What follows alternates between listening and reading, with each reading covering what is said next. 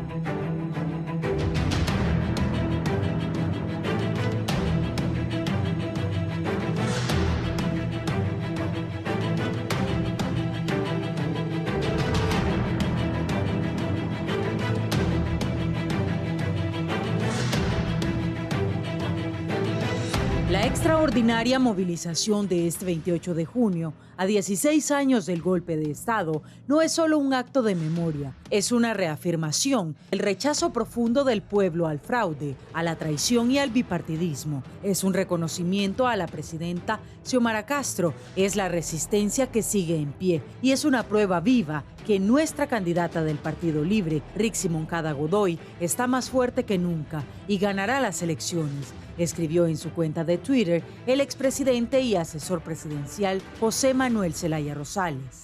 Durante el fin de semana, Libre y el bipartidismo arrancaron con sus agendas políticas. En el caso del oficialismo, llevó a cabo una movilización en la capital hondureña, desplegando a gran parte de sus simpatizantes, quienes acompañaron a su candidata Rixi Moncada en los actos conmemorativos de los 16 años del golpe de Estado contra Manuel Zelaya en 2009.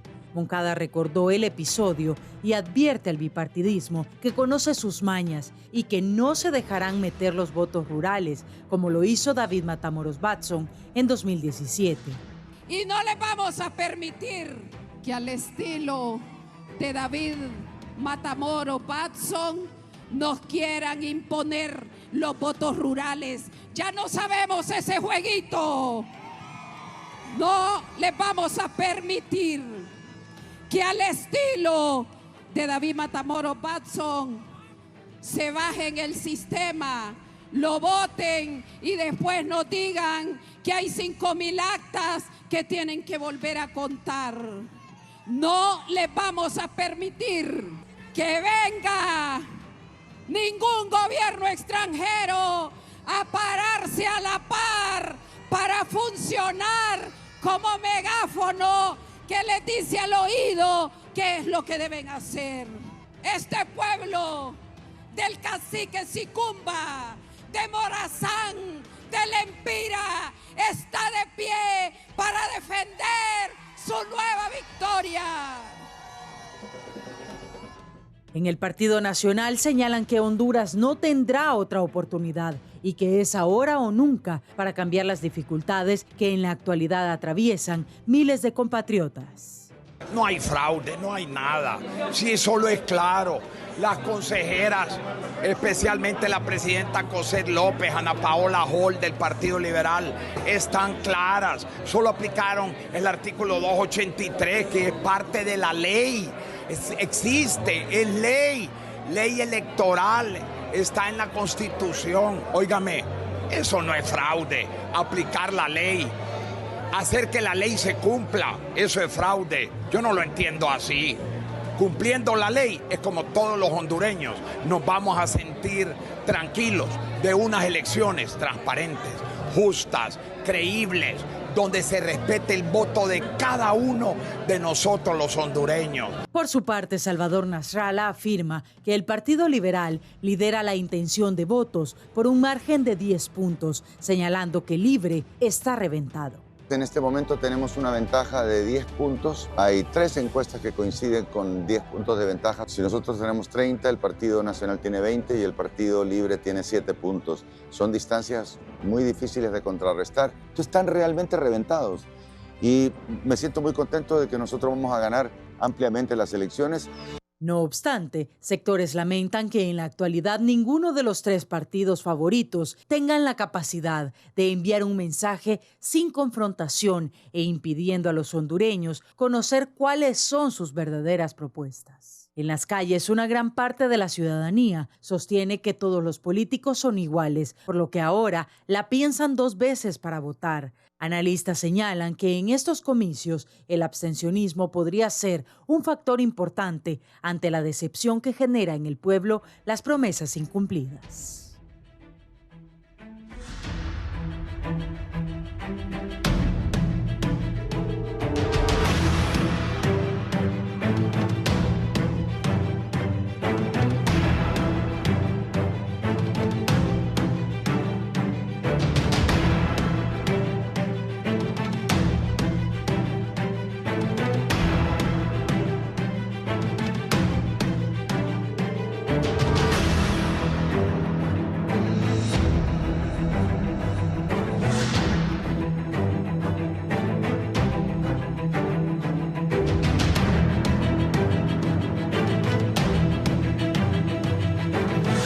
Buenos días, Honduras. Buenos días, televidentes del Foro La Entrevista de Canal 11. Gracias por estar con nosotros este lunes 30 de junio del 2025. Vamos a hablar sobre la situación política y social en nuestro país de cara a las próximas elecciones generales en noviembre de este 2025. Este fin de semana ya se ha comenzado a observar una mayor movilización por parte de los diferentes partidos políticos en estos procesos ya de prácticamente campañas, aunque aún no debería de ser una campaña abierta, ya se están realizando diferentes actividades. En el caso de Libre se realizó la conmemoración de los 16 años de este golpe de Estado. Se realizó una marcha aquí en la capital de la República y también ha discursado la presidenta de la República, Xiomara Castro, en Casa de Gobierno, en una actividad, y también la candidata oficialista Rixi Moncada en las afueras del Consejo Nacional Electoral, denunciando y reiterando estas denuncias de un intento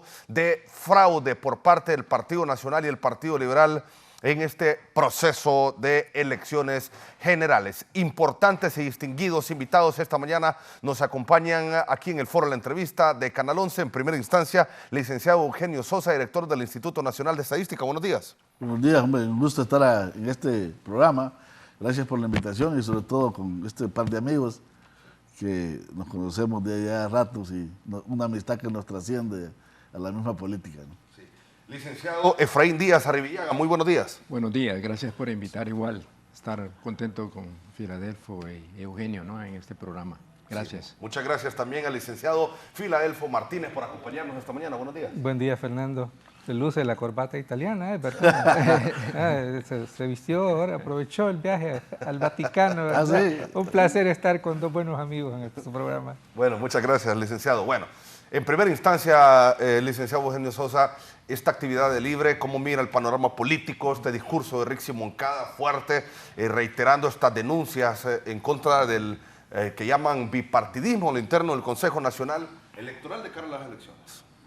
Bueno, creo que la movilización, como ves, serán 16 años, es una movilización que tiene trayectoria dentro del partido y dentro de lo que fue la resistencia para plantear siempre la condena a ese hecho nefasto del 2009, y ahora pues no cabe duda que se enmarca en un horizonte importantísimo para el país dentro del proceso electoral que será el 30 de noviembre, o sea, una también medición de fuerzas, donde el partido, por lo menos en lo que es la capacidad de movilización, exhibe un músculo importante en esa lucha política que está dando para el 30 de noviembre. Sí, ahora, este discurso en el tema del fraude, lo que sigue mencionando, porque denuncia a la abogada Rixi Moncada que es una situación consistente lo que ellos están detectando sobre jugadas y sobre estrategias del Partido Nacional y el Partido Liberal a lo interno del CNE. Bueno, recuerda que la lucha política en el país, en este caso, también se da de alguna manera, o más que de alguna manera, con mucha fuerza dentro del Consejo Nacional Electoral. En tanto, están representados ahí los tres partidos políticos En el caso de Libre, que en esta ocasión está en el gobierno y está en una situación de, digamos, un tanto desventajosa, porque está lo que es los otros dos representantes que constituyen la representación del Partido Nacional y del Partido Liberal, están teniendo y tienen una mayor afinidad y una mayor capacidad de acuerdo. Entonces esto pues pone en discusión una serie de cada una de las decisiones que se van tomando en ese organismo electoral. Al final lo importante es que realmente se respeta la voluntad popular y llegue al gobierno, continúe gobernando quien tenga los votos y la voluntad popular. Sí. Doctor Arribillaga, ¿qué opinión le merece a usted esta situación política del país? Bueno, mire, en primer lugar no nos debe ni sorprender por el hecho que estamos en un año electoral. Y el año electoral, pues, es propicio para diferentes cosas, ¿no? Y sobre todo yo tengo que señalar que hay una gran cantidad de desinformación, de especulaciones, que de alguna manera generan dudas sobre el proceso mismo y sobre la situación real que vive nuestro país.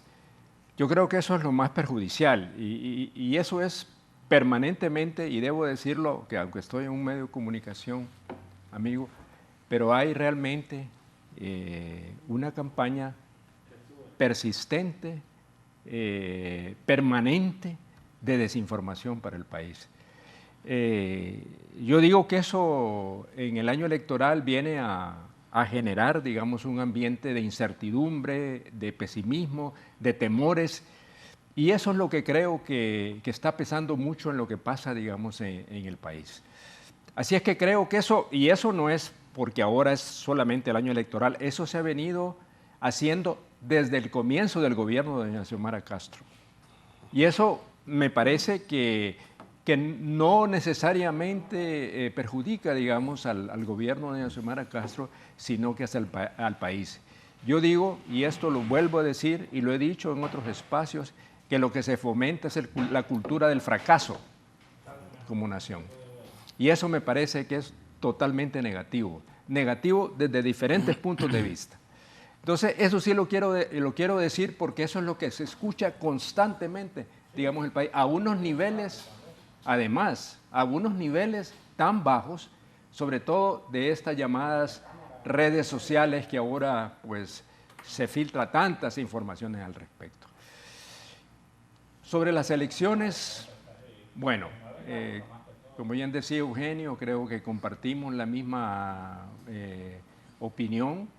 Ojalá pues las elecciones se realicen como deben realizarse, se respete la voluntad del pueblo hondureño, que es lo que me parece fundamental. El problema del Consejo Nacional Electoral, y esto lo debo decir porque lo he sostenido desde hace algún tiempo atrás, es que los organismos electorales como el Registro Nacional de las Personas no deben ser manejados por los partidos políticos, ¿verdad? Esa ha sido mi opinión, la sigo manteniendo, aunque eso me parece que es como una ilusión, ¿verdad? Sí, imposible. Sí, pero el hecho mismo que haya los intereses políticos que lo vemos en el Consejo Nacional Electoral actual, digamos, los dos partidos, el Partido Nacional, el Partido Liberal, pues indudablemente siempre se han puesto de acuerdo. Históricamente siempre se han puesto de acuerdo, eso lo sabemos, lo que hemos estado en la política, en el país,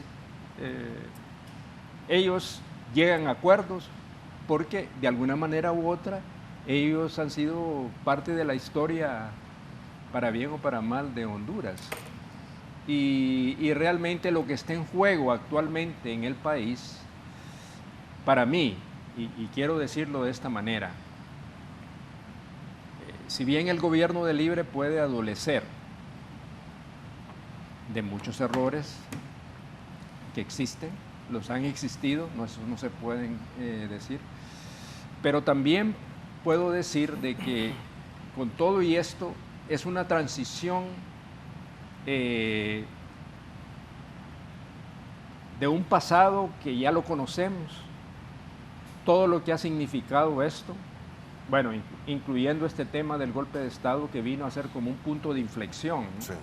¿Verdad? Un parteaguas de lo que era antes del 2009 y después del 2009. Que significó, por supuesto, que la sociedad hondureña quedó polarizada y sigue estando de alguna manera todavía polarizada. Sí. Y muy poco hemos hecho, pues, si se ha tratado de buscar, digamos, algunos consensos para permitir que el país pueda salir.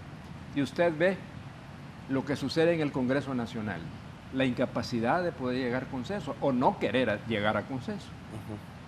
Y lo que se sucede es un Congreso infuncional precisamente porque hay una oposición realmente obstruccionista. Correcto. Entonces eso, desde mi punto de vista, no contribuye al país. Bueno, yo pienso que en una democracia pues hay pluralismo, hay diversidad, hay diferentes puntos de vista, lo cual es perfectamente normal.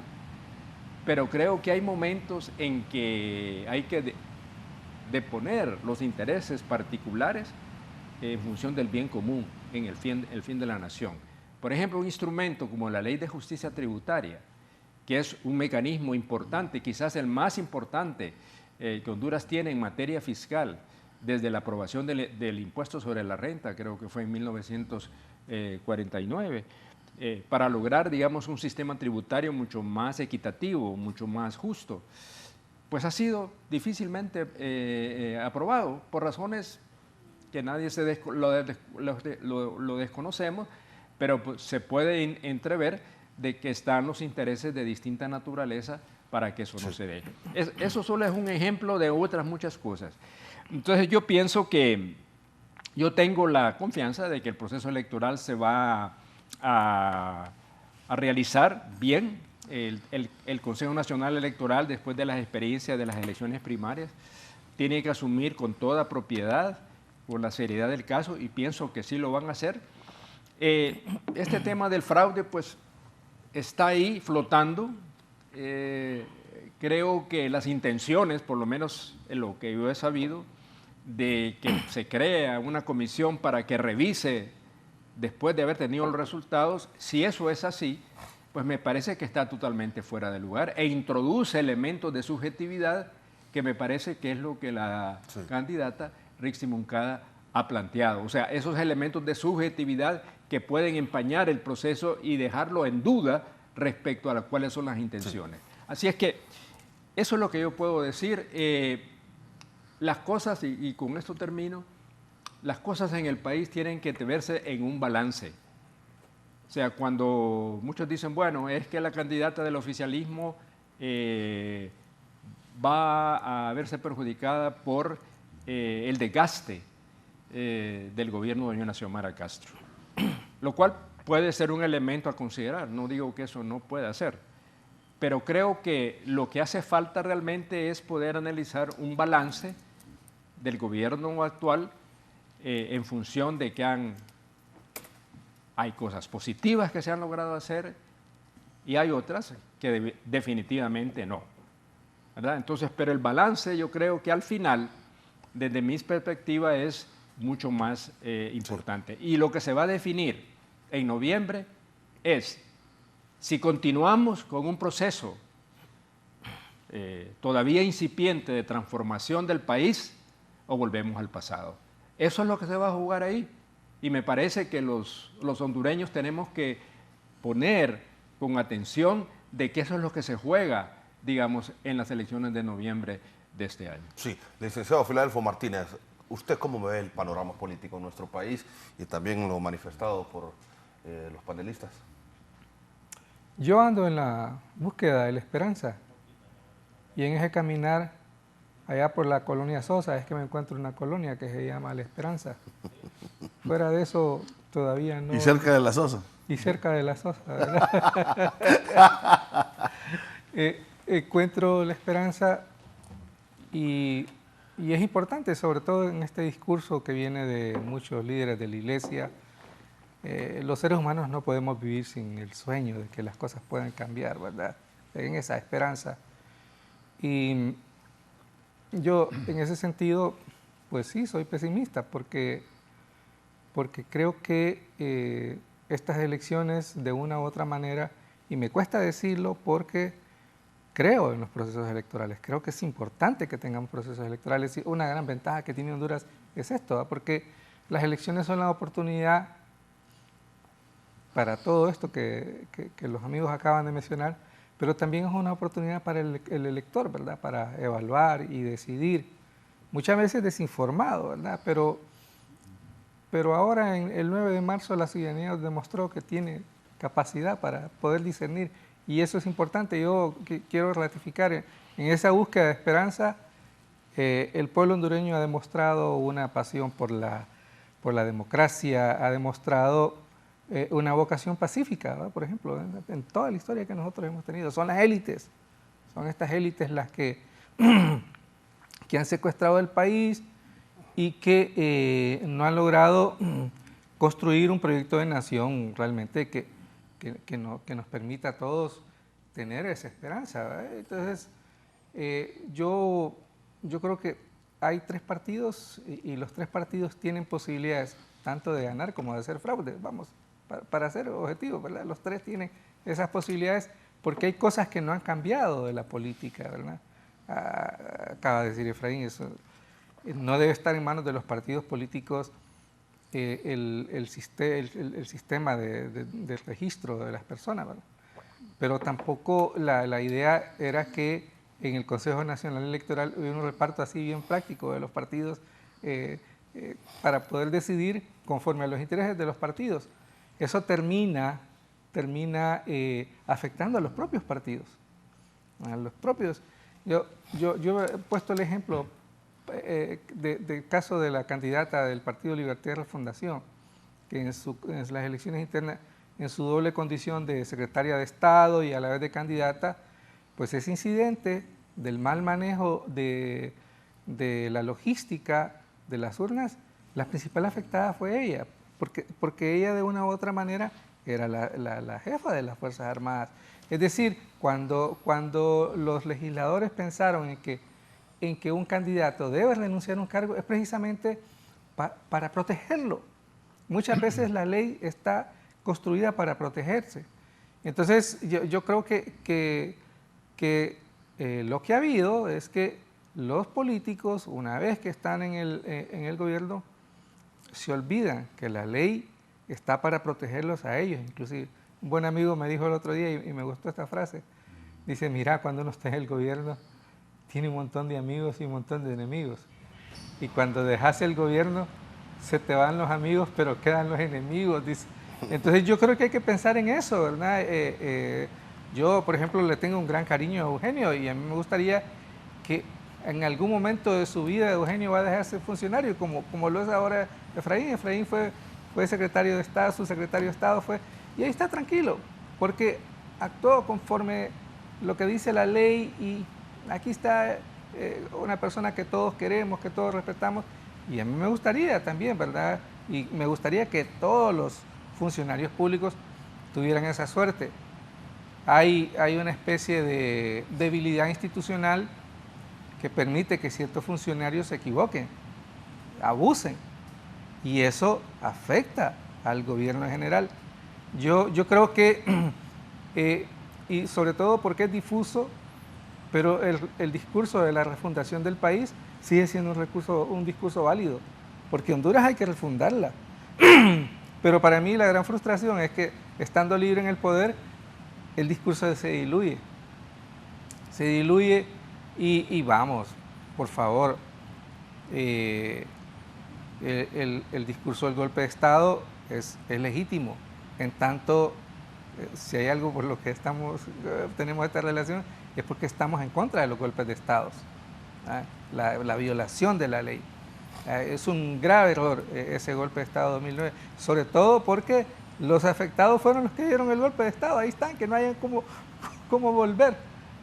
Entonces, yo creo que se trata de que tengamos unas elecciones, al final de cuentas, creo que no van a resolver el problema histórico de Honduras, y perdón, entonces yo trato de no ver redes, pero trato de ver la realidad, y la realidad es que a pesar de los discursos, Honduras sigue siendo un país con enormes desafíos.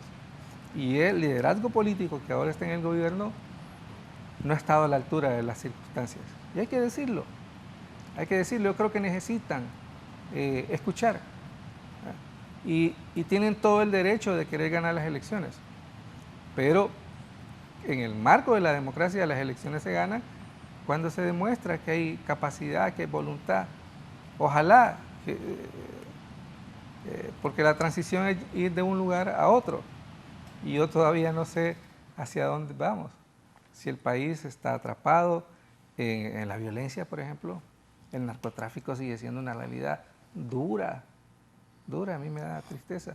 Y ahí estamos angustiados porque una buena parte de los hondureños ven en el extranjero la oportunidad de vivir mejor. Entonces, ¿qué es lo positivo?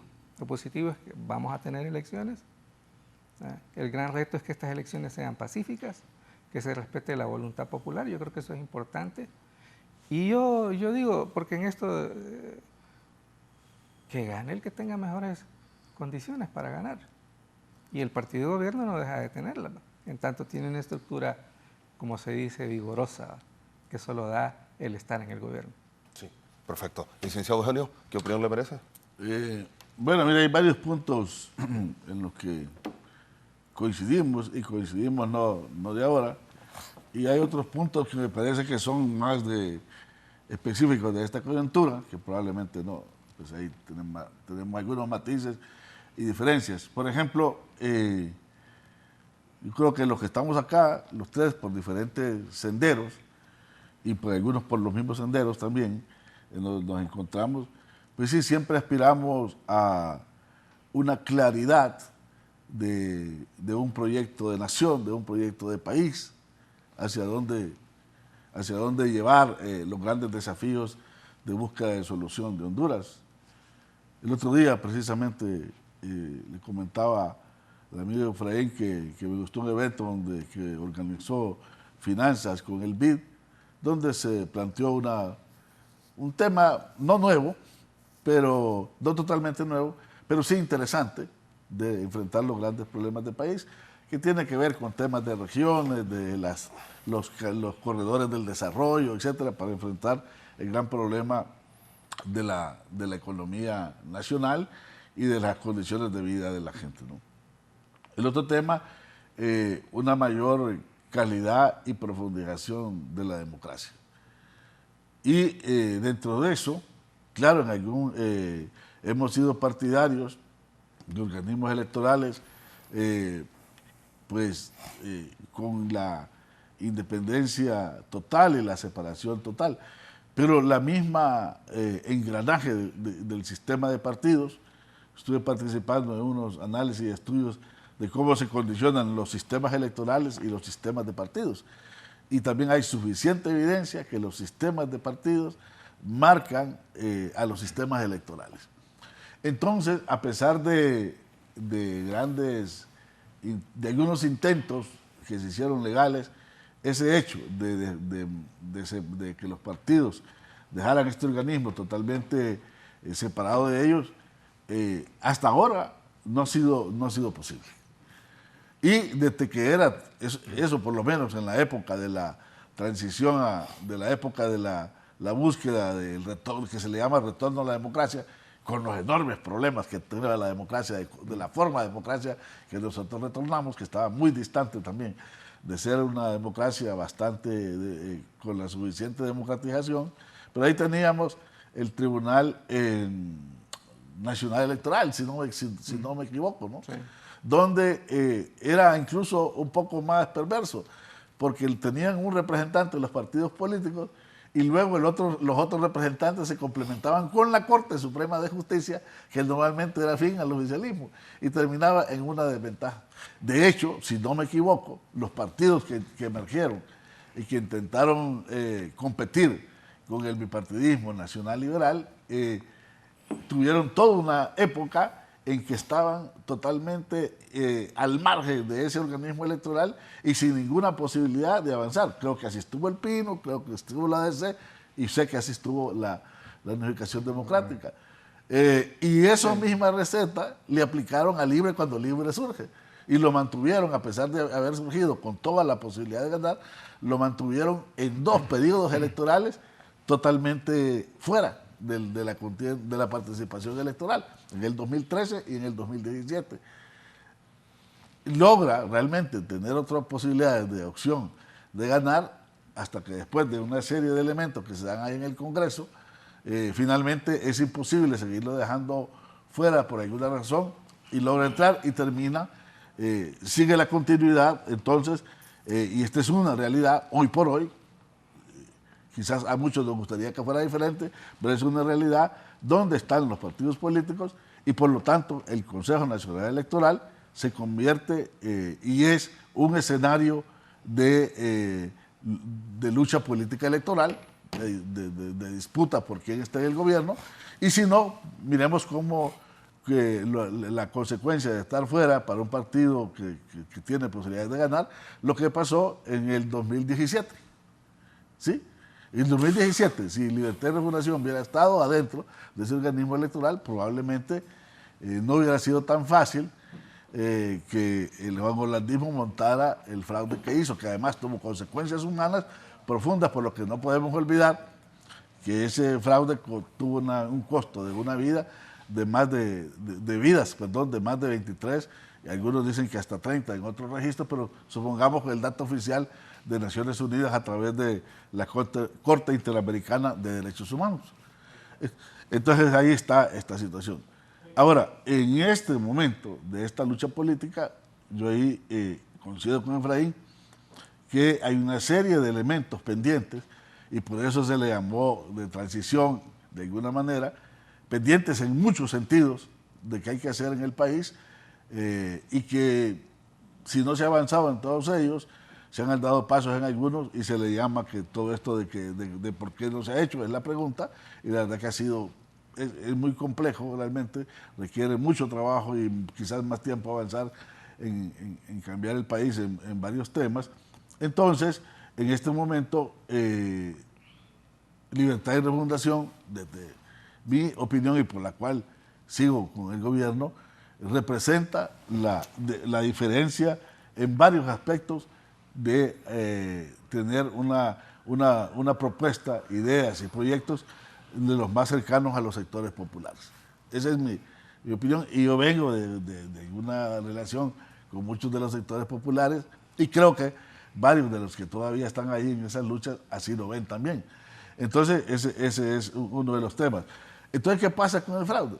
Que el fraude, la idea del fraude, la discusión, en primer lugar, se coloca como una idea de lucha y de campaña, fuerte de campaña, ¿no? Como un elemento central de la campaña política. Un elemento central y obviamente ya adentro, pues sí, los partidos, los diferentes actores políticos han demostrado que si pueden hacer un fraude lo hacen. Sin embargo, yo creo que el país tiene, a pesar de toda esta polarización y todas estas discusiones, los 3 partidos tienen el suficiente músculo y la suficiente fuerza de participación como para ver un equilibrio, a veces más desigual por un lado, a veces del otro, pero realmente de que en las mesas donde se ha fragado el fraude siempre, se puedan contar los votos que realmente llegan. Sí. Yo creo que ahí es una cuestión. A mi opinión personal, sí debo decir que yo lamento, resiento que el Ministerio Público se haya convocado a las elecciones generales, se va a convocar a la campaña y que el Ministerio Público no nos haya dado un informe del 9 de marzo. A mí me parece que nos debe ese informe, debió haberlo hecho antes y realmente no es algo que no abona a este proceso electoral general. Sí, doctor Arribillaga. Bueno, yo creo que es indudable que el país tiene grandes desafíos, eso no hay duda de ello, pero yo también considero que el país tiene posibilidades. Filadelfo decía no perder la esperanza. Yo nunca la he perdido, porque si la hubiera perdido, que sí me hubiera frustrado, pero no me he frustrado. Y siempre creo que Honduras tiene las posibilidades para salir adelante. Desafortunadamente, a lo que ha fallado son los liderazgos que el país ha tenido. Cuando hubo enormes oportunidades, transiciones, reformas que nunca se concluyeron. Entonces, yo por eso insisto mucho en ese punto. O sea, ¿vamos nosotros a retornar a lo que ya hemos vivido? A uno no le gusta que se hable de lo que ha pasado, pero es que tenemos que absorber y asimilar lo que ha sido la historia del país y las herencias que desafortunadamente, nos guste o no nos guste, tenemos que enfrentar. Yo digo que el camino para el país no es fácil. Hay problemas que subsisten, problemas que son estructurales, históricos, que de alguna manera u otra requerirán, yo digo, por lo menos una década para poderlos ir resolviendo, desde el tema del sector público, del gobierno, el tema de la deuda, el tema de la desigualdad y la pobreza. Y entonces, ¿qué es lo que tenemos? Cualquier pequeño amago de querer transformar y cambiar esas cosas se enfrenta con una férrea oposición. ¿De quiénes? De los que siempre han mantenido el atraso y la pobreza y la desigualdad en el país. Entonces, es difícil, digamos, poder transformar un país si las fuerzas retrógradas que tiene Honduras se oponen a cualquier cambio, el mínimo cambio. Y yo puse como ejemplo la ley de justicia tributaria, por ejemplo, ¿verdad? O sea, que no es ni siquiera, podríamos hablar, un cambio revolucionario, sino que está dentro del esquema del liberalismo económico en busca de una mayor progresividad en la tributación para que el Estado también pueda afrontar con más propiedad y con más eficiencia todas las demandas que como Estado tiene en salud, en educación. Pero tenemos realmente que casi nadie puede hacer nada si esta estructura de poder, porque aquí no hemos hablado también de esas cosas, no se dice quiénes son los que se oponen a eso. La estructura de poder económica y política que es la que realmente ha conducido el país en todos estos años hacia atrás. Eugenio se refería a los esfuerzos, y bueno, en Filadelfia también estuvo en la UD, nuestros esfuerzos como partido, ¿verdad? Yo digo que nuestros esfuerzos porque pero ya... después tuvo que terminar aceptando participar todos terminaron aceptando participar en los organismos, ¿no? Que para mí, mire, Eugenio, te voy a decir, desde el mismo momento que la democracia cristiana entró a esos organismos electorales, ese fue el principio del fin. Cuando empezamos a entrar ahí, se perdió la mística, se perdió, digamos, el voluntariado que teníamos, y entonces toda la gente entonces se preocupaba colocarse, ¿verdad?, en el registro o en los organismos electorales, ¿verdad? Entonces, yo también me pregunto, bueno, ¿quiénes tienen la responsabilidad de lo que ha pasado y no ha pasado en Honduras? También los votantes, no solamente los políticos, ¿verdad? O sea, bueno, yo digo, si nosotros, yo hablaba por eso de la democracia, que estuve en el Congreso Nacional, fui candidato presidencial, y nunca en todas esas participaciones logramos ninguna cuota mayor de un 2% de los votos. Entonces es la señal que la gente prefería el bipartidismo, ¿verdad? Y nosotros aceptamos esa cuota, inclusive contribuimos a resolver los problemas de los partidos políticos, es que ya se nos olvida la historia. Entonces aquí dices, no, es que siempre atrás, no, es que hay que aprender y asimilar lo que ha sucedido en Honduras. Entonces, de esos 40 años después de transición a la democracia, han habido enormes retrocesos en el país. Y no se ha podido construir eso, ¿por qué? Porque los liderazgos políticos, los liderazgos económicos y de diferente naturaleza no han querido realmente impulsar los cambios en el país. Así es que, sí, enormes desafíos están todavía presentes. Y yo pienso, coincido también, Eugenio, de que, y yo lo he insistido, que este es un periodo de transición, que muy probablemente el gobierno de doña Xiomara y Libre ha tenido una larga curva de aprendizaje, también debo decir lo que es cierto, ¿verdad? ¿Verdad? Es un camino largo de aprendizaje. ¿Que han habido errores? Por supuesto que han habido errores, yo no digo que no han habido errores, pero tenemos que valorar lo que se busca hacia adelante, sentar las bases de lo que puede ser el cambio necesario, digamos, en el país. Y creo que tengo, desde mi formación que tengo del humanismo cristiano, del social cristianismo, creo que hay mucho más afinidades, digamos, con la opción del Partido Libre que las otras fuerzas políticas que están ahí. Si las fuerzas políticas que están ahí representan exactamente lo que no puede seguir en Honduras. Entonces, ¿cómo vamos nosotros realmente a dudar de que eso no es así y que eso se va a volver a repetir? Si en caso ganaran las elecciones, se va a repetir la misma historia de siempre. No hay que equivocarse. Nos han prometido infinidad de cambios. Yo me recuerdo que las cosas han vuelto al mismo lugar. Dejar que todo cambie para que todo quede igual. Esa es la realidad. Entonces, hago esta reflexión porque estoy convencido, y lo vuelvo a repetir, y lo he dicho una y otra vez, y para los hondureños que me escuchan y las hondureñas que me escuchan, en las elecciones de noviembre hay que decidir por el futuro, no por el pasado. ¿Podrán esta transición haber sido no las expectativas que se tenían, pero en el análisis y en el balance es mejor de lo que teníamos anteriormente? O ya se nos olvidó, Filadelfo hablaba del narcotráfico.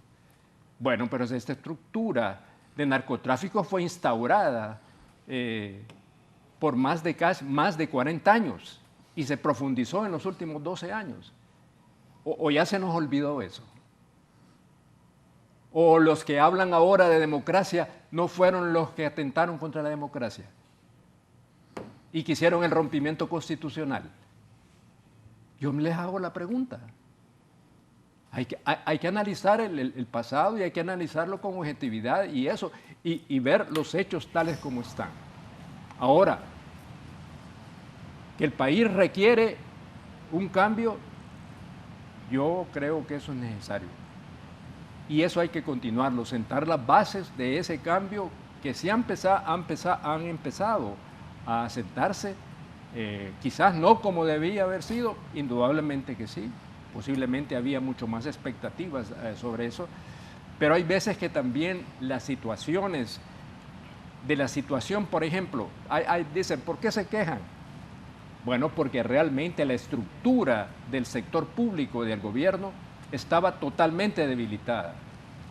No había institucionalidad, la institucionalidad se había roto a través del tiempo y sobre todo en las últimas 2 décadas. Un sector público, ahora se dice, por ejemplo, la necesidad de lo público, por supuesto que la necesidad de lo público para construir el país, pero eso de lo público fue minimizado y fue debilitado alrededor desde casi 40 años. Entonces, reconstruir eso requiere tiempo, pero bueno, también requiere la habilidad para poder impulsar los cambios y que al final los sectores que se oponen a cualquier cambio vayan a cambiar, lo cual es bastante difícil, pero los que creemos que es posible hacer esos consensos, pues hay que buscarlos. Pero sí.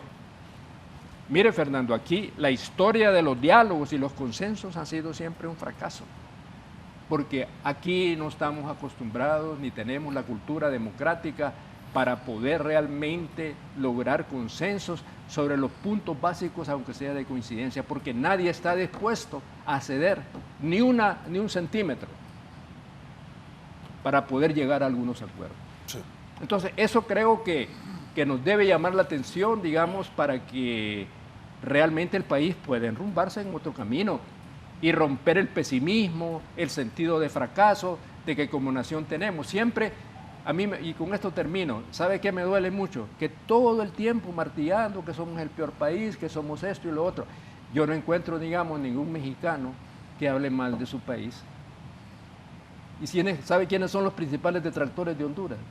Nosotros mismos, los hondureños. Somos los principales detractores de nuestra nación, ¿verdad?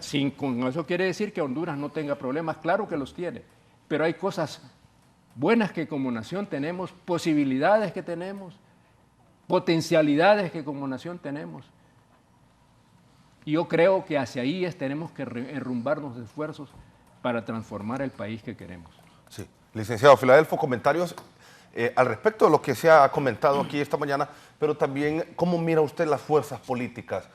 ¿A quién le ve más posibilidad usted de generar un mayor impacto en la votación en las próximas elecciones generales? Siempre respondo de la misma manera, yo no soy brujo. Y la otra parte de la respuesta es que francamente no simpatizo con ninguna de las tres opciones y es mi derecho, como respeto la opinión de los amigos que han escogido. Yo creo que eso es el marco de la democracia. Yo lo que resiento es que varios amigos me dicen, hoy sos el de derecha. El disentir con el gobierno no me hace de izquierda o de derecha. Sencillamente es un derecho que yo tengo a opinar de manera distinta. Y esa fue una bandera de lucha de todos los grupos de izquierda en el país. Y yo quisiera que este gobierno hiciera mejor las cosas. Y creo que mi mejor contribución a que el gobierno haga las cosas es tener una visión crítica. La mejor muestra de lealtad a la amistad a la que Eugenio apeló es que yo le diga, mira Eugenio, esto que estás haciendo desde mi perspectiva, porque es mi perspectiva, y yo voy a defender mi perspectiva, no tengo militancia, gracias a Dios. ¿Eh? Entonces, pero yo creo y eso, porque vamos a ver, yo históricamente no tengo simpatías con el Partido Nacional ni con el Partido Liberal, soy enemigo de ese bipartidismo y la historia registra pues la oposición, pero uno quisiera que las cosas cambiaran y creo que el pesimismo puede contribuir a que la gente tenga mayores esperanzas porque hay que ver el mundo patas arriba. Y estando en el poder, uno cree que el mundo ya es normal. Entonces, yo siento que, insisto, para mí, aunque no me gusta el Partido Nacional ni el Partido Liberal, pero son fuerzas políticas que están organizadas, a mí no me gusta ese discurso porque es peligroso, ¿verdad? El candidato del Partido Liberal que dice, yo encabezo las encuestas. Ahí hay una introducción para después el discurso del fraude. Y tengo miedo de que ese discurso pueda convertirse en un discurso incendiario. Y ahí es entonces donde yo reclamo que necesitamos una autoridad electoral consistente con la ley para que nos dé garantías de que todos estos locos, para decirlo de una u otra manera, no incendien el país. Yo creo que ese es el gran tema. Pero vamos a ver, ¿cómo quieren que yo me sienta satisfecho con lo que es la unidad de política limpia? Nos está defraudando. Y Eugenio dice, pero ¿y cómo quieren que me sienta satisfecho de que las Fuerzas Armadas sean garantes de la democracia y no pudieron ni mover unas urnas? Son cosas históricas con las que nosotros siempre estuvimos en contra. Creo que el garante de la democracia es la sociedad, es el pueblo, son los propios partidos. Totalmente de acuerdo. Entonces, creo que esos siguen siendo retos importantes. Y yo cuando miro a dirigentes de Libre con ese coqueteo con las Fuerzas Armadas, lo único que puedo hacer es persignarme. Perdón. Entonces, vamos a ver. Yo les digo cuál es porque históricamente ha sido así en ese esquema. El partido de gobierno tiene grandes posibilidades, tiene grandes posibilidades. Y yo coincido, ¿verdad? La ruta de aprendizaje, la curva ha sido muy larga.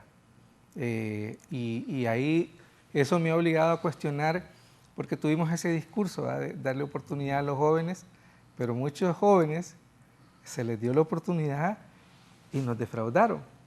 Y yo siempre me muerdo la lengua para decir, pero no por eso debo arrepentirme de la consigna de que los jóvenes deben tener una oportunidad. ¿Cuál es la lección aprendida? ¿Cómo hacemos para que los partidos políticos preparen mejor a los jóvenes? Les den mejores oportunidades para que una vez que tengan una responsabilidad puedan cumplirla con éxito.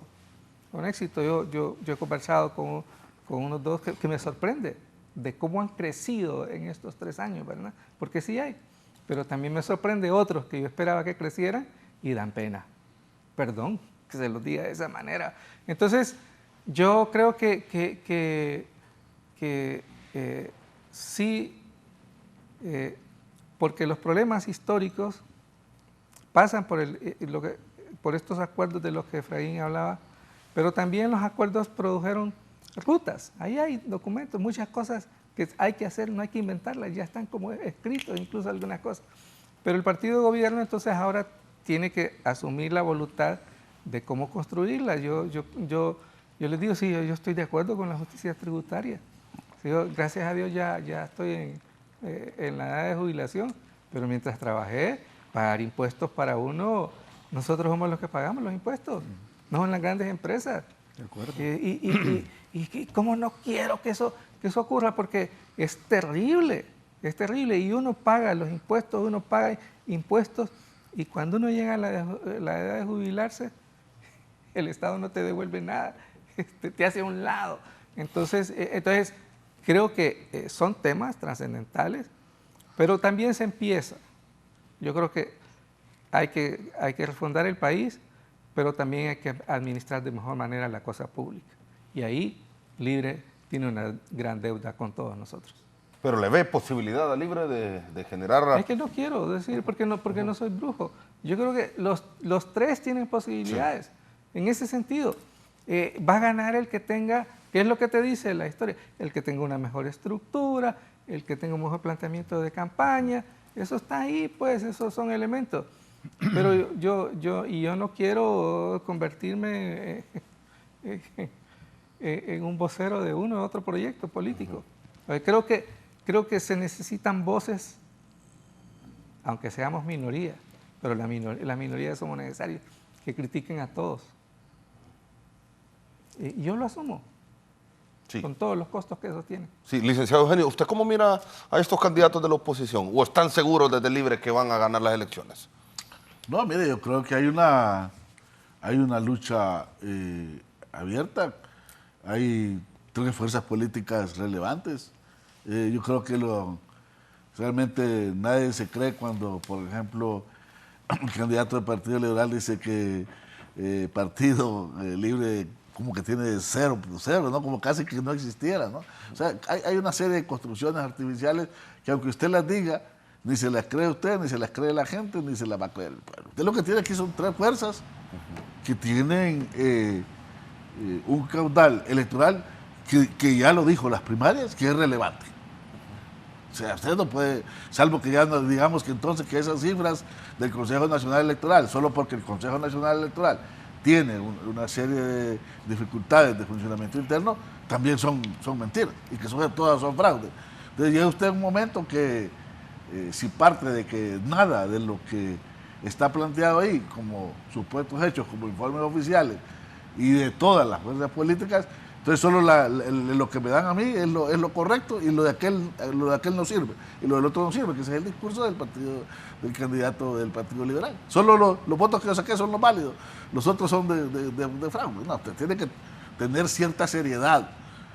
Dentro de la lucha política hay estrategias y eso lo sabemos, lo que estamos acá pues conocemos de eso, hemos estudiado política y cómo se hace la política y la estrategia política.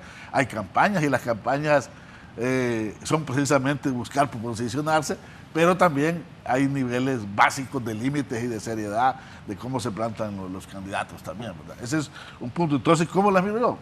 Pues están ahí, una lucha política abierta, La ciudadanía, que es importante, que se mantuvo en las elecciones primarias, y he escuchado un discurso que tiene una parte de verdad, pero cae en un flanco débil. Y aquí se lo voy a decir con todo respeto al amigo Filadelfo, esta idea de que la ciudadanía salvó las elecciones. No, si esa movilización de la ciudadanía tiene que ver mucho con su participación y conexión con los partidos políticos. Si fueran partidos políticos que no tuvieran esa conexión con la ciudadanía, esa ciudadanía no se queda. No se queda votando. Porque la otra ciudadanía, la que se desmarca y todavía ve mucho más crítica, como el caso tuyo, Filadelfo, esa no fue a votar. Esa no fue a votar. Y los que ya no creen en nada, no fueron a votar. Y de los que todavía no han ido a votar, lo más que va a ir es 1.5 millones de los 3 tanto que falta, y siempre va a haber 2 que realmente no votan, porque esos no creen en nada ya. Y eso es peligroso. Cuando ya no se cree en nada ni se participa, y que pase lo que pase, realmente en términos de ciudadanía es peligroso.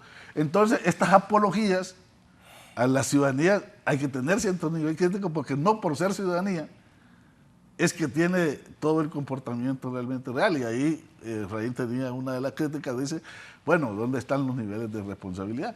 Entonces, no, esta ciudadanía se mantuvo ahí porque tenía conexión con líderes, con activistas, con estructuras partidarias. Si estos partidos fueran cascarones, que nada, hubieran llevado nada más 5,000 a votar, y peor, ya sin urnas a tiempo, con los problemas que hubo, y quedando hasta las 12, a saber en cuánto hubieran quedado.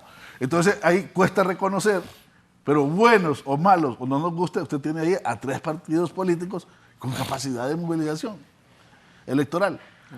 Porque la democracia no es partidos políticos, ni se debe agotar en la parte meramente electoral, pero nos guste o no, los partidos políticos hoy por hoy en el mundo siguen siendo los instrumentos de llegar al gobierno, hasta hoy por hoy.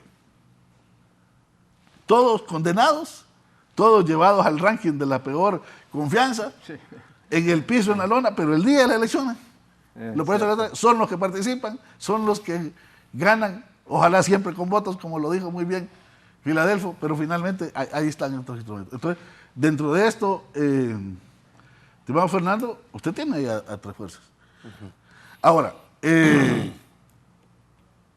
yo creo que, y mire, también la gente tiene su propia lectura crítica, y los procesos electorales tienen algo que se llama mediaciones, y no basta lo que yo diga aquí para que la gente se lo crea y cómo lo diga. La gente conversa con su familia, con sus espacios más cercanos, con sus amigos, en sus espacios laborales, en sus espacios universitarios, y ahí se va construyendo una particular forma de cómo hacer y actuar.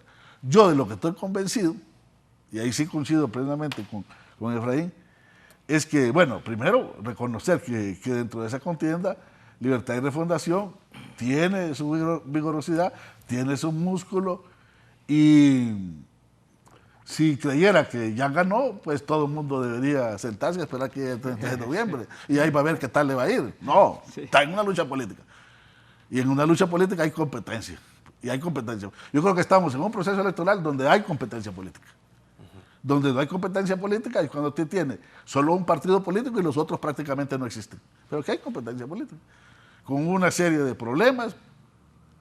Puede ser, no, es que lo es, pero hay competencia política. De lo que sí yo estoy convencido, y por eso en los últimos tiempos he optado por una opción, y sigo, por lo menos hasta hoy, voy a ser claro de eso, es que esta parte de que el gobierno de la presidenta Xiomara, presidenta, sí, con las mayúsculas, es igual, como se está planteando en buena parte de ciertas redes de comunicación, es igual o peor que todo lo que fue el federalismo, me parece una cosa realmente fuera de toda responsabilidad. Ya llámele ciudadana, llámele política, llámele partidaria, como le quiera llamar. Me parece que esas comparaciones, hasta hoy, y vamos a ver qué dice la historia, pero yo me atrevo a decirle que va a ser una presidenta que no se va a ver involucrada en esas grandes redes de macrocorrupción como las que lideró con Orlando y lideraron todos sus cercanos. ¿no? Macrocorrupción. El problema de la corrupción, y esto creo que en esto sí coincidimos, no es tanto si se presentan algunos casos de corrupción o se presentan casos. El problema de la corrupción es que no se combata la corrupción y que se perpetúe la impunidad, como se han perpetuado muchos de los casos. ¿Sí? Yo mismo que estoy dentro de la idea, pues sí, de repente se pudo haber hecho más. Me pregunto hasta dónde se pudo haber hecho más, bajo qué condiciones, bajo qué posibilidades. Hay que la institucionalidad que realmente darle mucha más fuerza, y eso implica muchas cuestiones importantes. Nosotros hablamos de la independencia de los CNEs que deberían tener en el mundo, y fíjense, no solo el CNE, muchas instituciones que son consideradas súper relevantes, su papel de cara a la ciudadanía, deberían de tener mucho más autonomía de la que tienen. Se lo voy a decir así, y mucho más allá de las que se mencionan. Entonces, lo que yo creo que en esa idea de la competencia, en esa idea de que estamos o retornamos, o sea, yo creo que después de más de 200 años de o por lo menos todo el siglo XX y parte del XXI y parte de realmente el país en manos de estos partidos, ¿cuál es el indicador que le dice que van a hacer realmente una mejor orientación de conducción? O sea, ¿de dónde? Porque llevan a alguien que no había estado en la política y que se miraba como un gran outsider. Y para que vea cómo están los partidos políticos de Honduras, que la gran figura del outsider terminó más enredado en todos los partidos políticos que cualquiera. Cosa que usted no ve. Los outsiders exitosos en otros países rompen con los partidos de veras, no se mezclan con los partidos políticos y lanzan un discurso brutal de ataque a los partidos políticos hasta que los barren, como lo hizo Bukele en El Salvador. Los dejó hecho papillas ahí, producto de una ciudadanía que estaba inconforme también con los partidos. Entonces, no hay que ver eso. Creo que estamos ahí. Y yo creo, Fernando, le digo a usted que conduce un programa de periodista, yo creo que la pregunta más importante en este momento no es quién va a ganar. Realmente, la pregunta más importante es el futuro del país, realmente, y hacia dónde se va, y la calidad del proceso electoral del 30 de noviembre. Y que hayan elecciones, entendido que cuando decimos hayan elecciones, es que sean respetuosas de la voluntad popular. Yo creo que esos son los problemas, las preguntas de fondo. ¿Vamos a tener respeto a la voluntad popular? Aunque se hable de fraude, hay elementos suficientes para que este no se produzca. Y luego, ¿cómo va a quedar configurado el país en términos de poder? Pues, porque yo creo que, y Efraín sí lo ha remarcado, y con esto cierro, en realidad, si vemos en la historia, así, del llamado retorno a la democracia, y uno se pregunta, ¿qué gobierno ha enfrentado una articulación de un grupo empresarial poderoso, de los intereses estadounidenses y los partidos políticos, y un sector importante también de la sociedad, de organizaciones sociales, al unísono, casi con el mismo discurso en contra del gobierno? Más que creo que ninguno. Y esa es una evidencia. Como me dijo mi querido maestro, que ya no está aquí, Mario Pozas, no está en esta vida terrenal, dijo, el gremio empresarial se volvió un instrumento político de oposición. Es correcto. Sí. Es correcto. Bueno, doctor. ¿Sí? Sí, doctor. No, bueno, Sí. si me permite también hacer un comentario, porque yo miro una situación compleja, y es que tanto el oficialismo como la oposición desde ya están diciendo que prácticamente no van a aceptar un resultado que no sea un triunfo. Ahí yo miro una situación compleja. Usted también, como analiza a estos partidos de oposición, ya ha comentado también que se debe de ver al futuro y no al pasado en cuanto a las decisiones que se puedan tomar en nuestro país. Bueno, sí, voy a tratar de complementar lo que Filadelfo y Eugenio eso y sobre su pregunta. Bueno, las elecciones de noviembre van a ser un proceso, va a ser complicado, O sea, eso sí puedo decir. Muy apretado. A veces el resultado de las elecciones primarias no necesariamente es un termómetro de lo que puede ser, digamos, las elecciones en noviembre. O sea, lo que muestran las encuestas, yo tengo ciertas reservas sobre las encuestas, pero bueno, es un indicador. Nos dice que el voto independiente, voto indeciso, como se quiera decir, puede ser muy determinante y va a ser determinante como lo ha sido en las elecciones pasadas, o sea, no solamente en esta. Sé que el camino para Libre no está fácil, yo concuerdo plenamente con eso. Sin embargo, yo quiero resaltar algo, y lo digo con bastante objetividad, no con un interés particular de ninguna naturaleza, pero si uno pone en el balance los candidatos que hay en este momento en el país, yo creo que la abogada Rixi Moncada es, para mí, esa es mi opinión, la mejor opción que el país puede tener. Tiene experiencia, tiene capacidad, tiene liderazgo, tiene carácter, tiene personalidad. O sea, eso es así. Ahora, no podemos negar que la fuerza de los partidos liberal y nacional. Bueno, cuando yo entré a la democracia cristiana, hace más de 40 años, queríamos luchar contra el bipartidismo, ¿verdad? Ese era nuestra ideal, romper el bipartidismo, nunca lo pudimos lograr. Y yo creo que coincido con Eugenio también.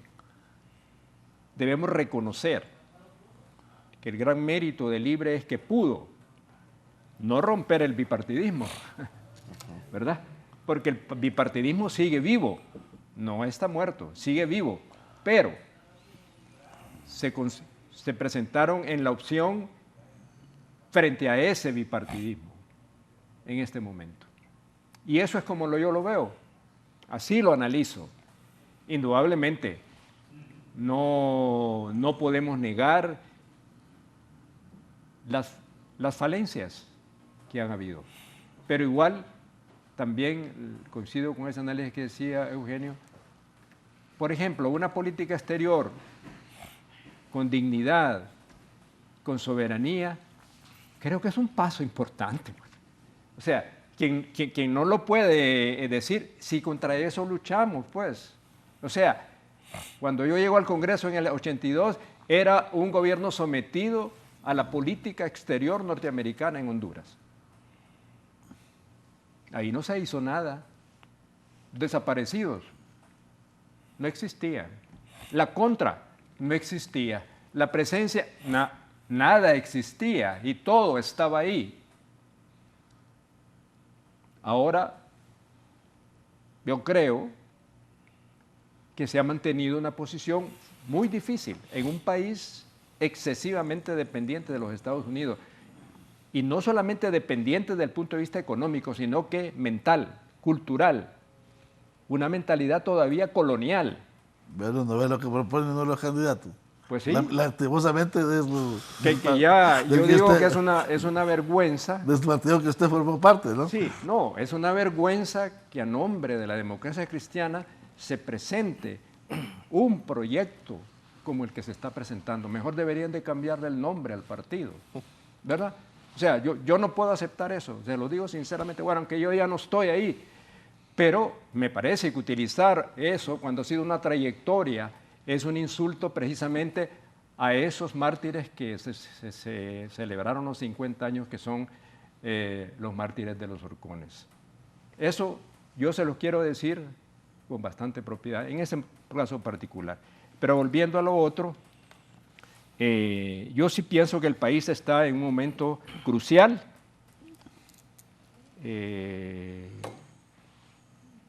Ojalá que esa transición pueda continuar en función de sentar las bases más sólidas para ese cambio. Pero no va a ser fácil el camino. Yo considero que hay tantos factores en contra. Ya no solamente es el tema del gobierno. Si solo fuera el tema del gobierno, pues diría, bueno, sí, hay justificaciones por aquí y por allá, pero no, es toda la estructura de poder que hay en Honduras, ¿verdad? No es estrictamente solo el tema de la gestión del gobierno, sino que hay una estructura de poder que siempre se ha opuesto a cualquier cambio, digamos, en Honduras.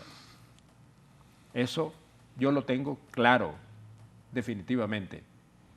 Ni el mínimo cambio, ni el mínimo cambio. Porque si fuera el mínimo cambio, fíjese que qué contradicción, ¿verdad? La ley de justicia tributaria, los organismos internacionales están de acuerdo y sectores en el país de aquí no están de acuerdo. ¿Por qué?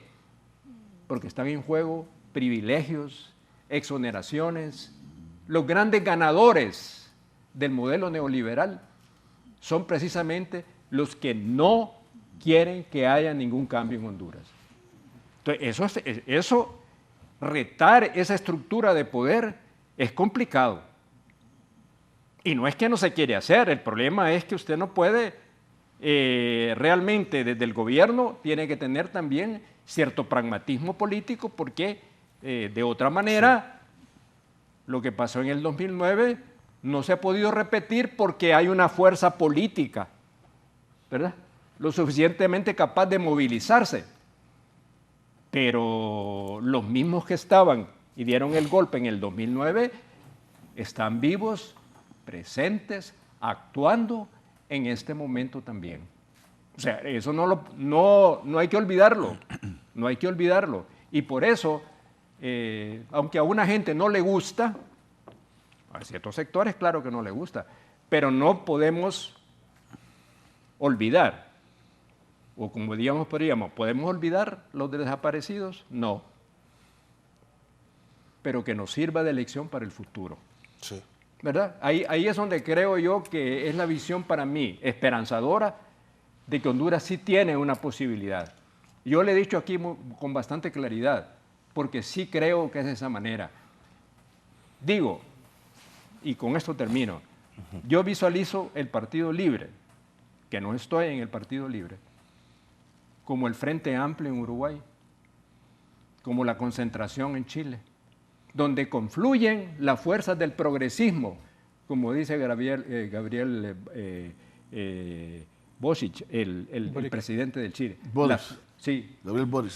Gabriel Boric. Las fuerzas del progresismo coinciden ahí, ¿verdad? Entonces, lo que sí es importante, como decía bien Mojica, es la coherencia ideológica, ¿verdad? Actuar conforme a lo que se dice y a lo que se piensa. Me parece que esa es una norma ética fundamental para definir cuál es la esencia que debe ser lo que impulse, digamos, el cambio en el país. Sí. Licenciado Filadelfo, comentarios antes de una pausa comercial sobre lo expresado por Eugenio Sosa y también el licenciado Efraín Díaz Arribillaga. Muy poco, yo creo que es inevitable que los candidatos y candidatas apelen al discurso del fraude. Cada quien tiene su propia estrategia de campaña, ¿verdad? Y así es, pues. Es una contienda, como muy bien describía Eugenio, en la que los candidatos se asesoran de estrategas y les dicen, esta es la ruta. Y lo malo es que solo va a haber una estrategia ganadora y las otras son perdedoras. Creo que el gran tema aquí es, y aquí viene porque,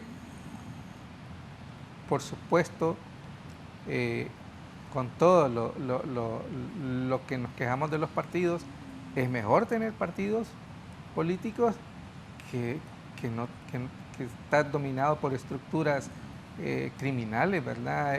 Antidemocráticas. Creo que son obvias estas opciones, ¿verdad?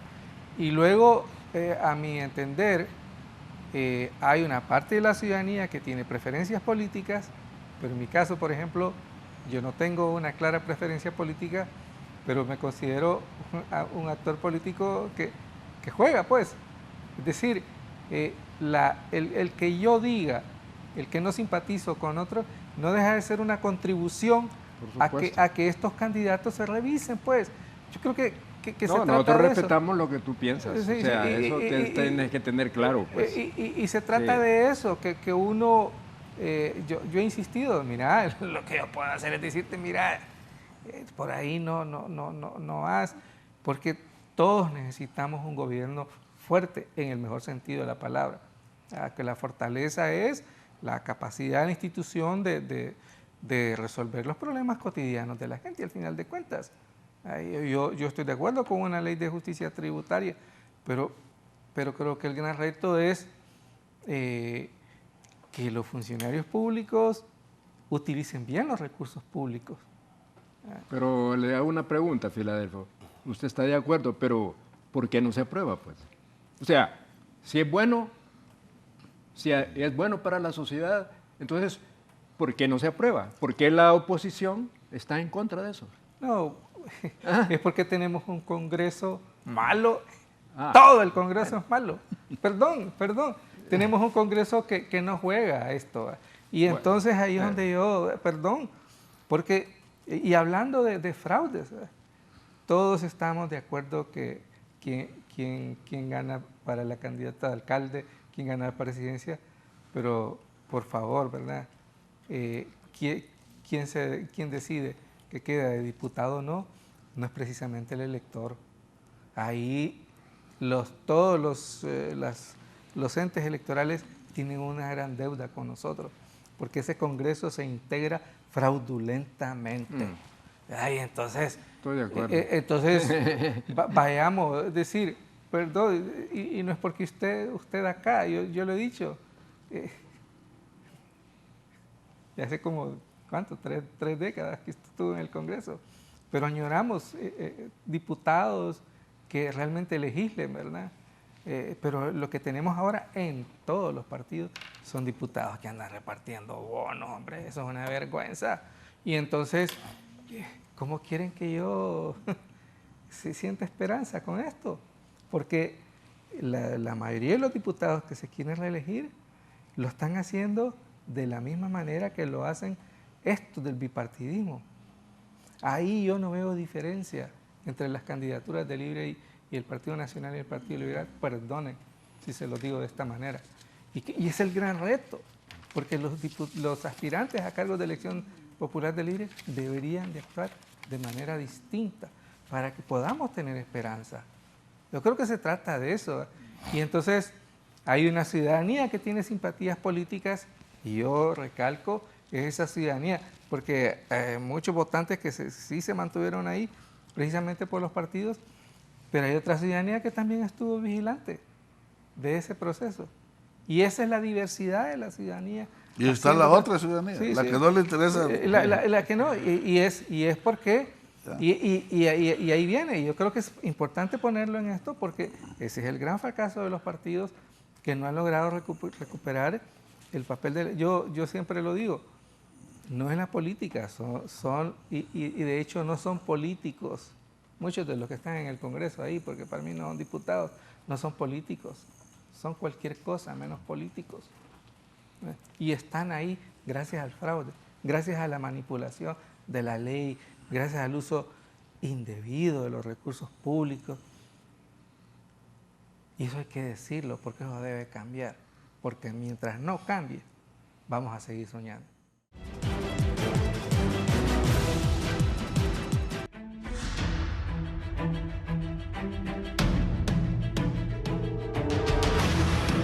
Continuamos en el foro, la entrevista de Canal 11 esta mañana. Bueno, vamos a hablar ahora, licenciado Filadelfo, sobre, usted ya lo mencionaba, el tema de estos subsidios. Ha habido un caso que ha estremecido la situación política en nuestro país, el video de esta llamada telefónica entre la diputada Isis Cuellar, José Carlos Cardona. Ya se aceptó el pasado viernes la renuncia de él y se han anunciado que están investigando por parte del Ministerio Público, la Secretaría de Transparencia, el Tribunal de Cuentas. ¿Cómo mira usted esto que se generó en los últimos días? Bueno, porque está esa tentación, ¿verdad? Repito, son de las cosas que yo veo que no han cambiado, ¿verdad? Es decir, un riesgo en esto es que estas famosas políticas de compensación social, ¿verdad?, que no son un invento de este gobierno, ¿verdad?, sino que se continuó. Entonces, ahí hay un espacio para la maniobra, para el error, que si un partido de gobierno quiere continuar, tiene que tener unos mecanismos de contrapeso, ¿verdad? Entonces, ¿qué es lo que uno descubre cuando se da un incidente de esta naturaleza? Que en el fondo el reto de cambiar la forma de manejar los recursos públicos supera la voluntad que pueda tener un liderazgo político. Yo creo que es positivo el que el secretario de Estado haya renunciado y se le haya aceptado la renuncia, pero creo que hace falta hacer que la estructura política funcione, la estructura para identificar dónde está el delito y sancionar. Esto es importante. Si el partido de gobierno logra hacer que estos mecanismos funcionen, puede ser un punto a favor, porque en el pasado ha habido corrupción y la corrupción se ha tapado, ¿verdad? Aquí no, aquí es importante reconocer, ¿verdad?, que la denuncia es fuerte y ante eso la presidenta reaccionó, pero yo sigo, y no porque sea libertad de refundación, sino porque históricamente los corruptos se han reído de nosotros en nuestra cara, ¿verdad? Yo espero que en esta ocasión eso no ocurra, ¿verdad? Y que todos los que han violado la ley sean llamados a cuenta. Así de sencillo. Sí, ¿usted cree que pueda marcar un precedente esto o que afecte la imagen del gobierno esto que sucedió? Yo acostumbro a no creer, yo espero que así funcione, ¿verdad? Entonces, yo creo que no es un problema de que si tenemos fe o si no tenemos fe. El problema aquí es que el gobierno tiene una oportunidad para demostrar que efectivamente es distinto a la narcodictadura. Sí, perfecto. Doctor. Bueno, mire, yo coincido con esto que decía Filadelfo. Yo creo que hay que tener ética, ¿no? El problema es que hay que tener una ética pública. Cuando yo asumo una responsabilidad en cualquier cargo del gobierno, ya sea en el Ejecutivo, el Poder Judicial o los mismos diputados, tienen que tener una ética pública y una ética privada. Por lo tanto, yo creo que eso no es aceptable desde ningún punto de vista. Uno de los grandes males del país radica precisamente en la corrupción. Querer ir al gobierno para hacerse rico, ¿verdad? Resolver sus problemas. Yo también coincido con lo que tú decías, Filadelfo, sobre la calidad de los diputados. Realmente debo decir que es decepcionante. Es una enorme mediocridad. Sí. Y además buscan ir a un puesto en el Congreso para resolver sus problemas personales sin ningún proyecto político, o sea, eso es lamentable que lo que está sucediendo. Yo creo que el problema de la corrupción en el país es que es sistémica, ¿verdad? ¿Verdad? No es un hecho aislado, o sea, se presentan en otros lados. Lo mismo sucedió con esto del fondo departamental, no sé si se acuerdan de eso, digamos, en el Congreso Nacional. Yo creo que esas cosas tenemos que erradicarlas de raíz y solo pueden ser con castigos ejemplares. De otra manera es bien difícil. Pero sobre todo me parece que la ética, en un esquema de valores, es el único que puede realmente cambiar eso. Y no puede haber, para mí, ¿verdad? No puede haber política sin ética. Están íntimamente relacionados. Había un pensador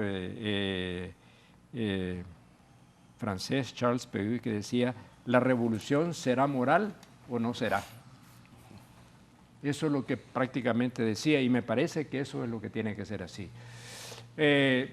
Bueno, estamos viendo el caso en España, ¿verdad? Lo mismo, el caso de este escándalo, digamos, en el gobierno actual del PSOE. O sea, siempre hay manzanas podridas, pues. O sea, eso es... Y no todos los que se meten a la política es porque buscan un ideal, sino que para resolver problemas concretos. Yo creo que hay que darle pensamiento, hay que cambiarle la forma de elección de los diputados. Ese esquema realmente se presta a cualquier cosa y no garantiza la existencia de un buen Congreso. Así es que me luce que las medidas tomadas son buenas. Ahora hay que, como bien creo que Eugenio lo decía, hay que estas investigaciones que se van a hacer, entonces arrojen luz y que realmente se proceda contra los culpables. También los temas de lo que sucedió, digamos, en las elecciones primarias, tiene que haber, digamos, una explicación, una claridad, una transparencia. Yo creo que esas cosas tenemos que irlas realmente cambiando para que entonces la acción pública, la función pública, sea más transparente, al servicio de la gente y no hacer los servicios personales y los intereses de grupos, porque también hay un montón de cosas que no salen a la superficie, ¿verdad? Que hay los intereses de lo que se llama una corrupción corporativa también, ¿verdad? Que está ahí presente, que no lo podemos negar. Así es que este es un hecho lamentable, ojalá que se proceda adecuadamente y que bueno, que estas cosas, si hay algo que debemos de erradicar de una vez por todas es que los diputados no tienen por qué estar entregando ni subsidios, ni estar participando, digamos, ese tipo de cosas. Eso es una acción que debería hacerse con las organizaciones sociales, con las alcaldías, pero los diputados no es esa su función, estar en eso, y eso se presta al clientelismo político, que ha sido uno de los males, uno de los vicios de nuestra política tradicional. Así es que eso es lo que yo puedo comentar, Fernando, sí. ¿Verdad? Me parece que es lo que debe proceder y bueno, me alegra que han hecho acciones, pero que tengamos realmente, sí, un resultado y que se castigue a y a 5 meses de las elecciones, ¿no cree que va a pasar factura esto, doctor? Bueno, mire, yo no dudo de que eso puede ser, digamos, un factor. Yo por eso le decía de que el gobierno naturalmente tiene un desgaste, ¿no? En el proceso.